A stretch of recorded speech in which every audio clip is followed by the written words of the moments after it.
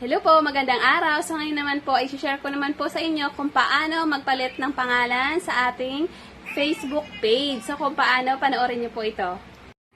So ang gawin po natin guys, halimbawa nasa personal account tayo, mag-switch po tayo sa ating Facebook page. So punta tayo sa ating Facebook page.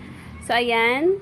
Then, ayan guys, click nyo lang po natin yung profile picture natin doon na sa Facebook page sa taas. Then, scroll down lang po natin. Then, click po natin yung settings and privacy. Then, click natin yung settings. Then, yan guys, makita nyo yung page. Click nyo yung page settings. So, ayan. So, makikita nyo dyan guys sa personal information, sa name. Click nyo lang po yan.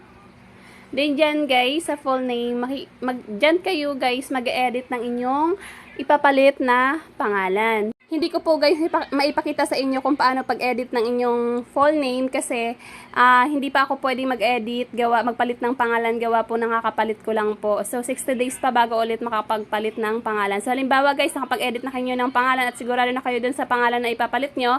So click nyo lang dyan sa baba yung review change. Sa makalagay po yung review change, click nyo lang po yun. So mag-antay lang po kayong aaprobahan nyo ni Facebook. Make sure lang po guys na okay na yung pangalan nyo kasi 60 days bago nyo pa ulit yan mapalitan. So, yun lang po guys. Marami pong salamat and don't forget to share and follow me. Thank you.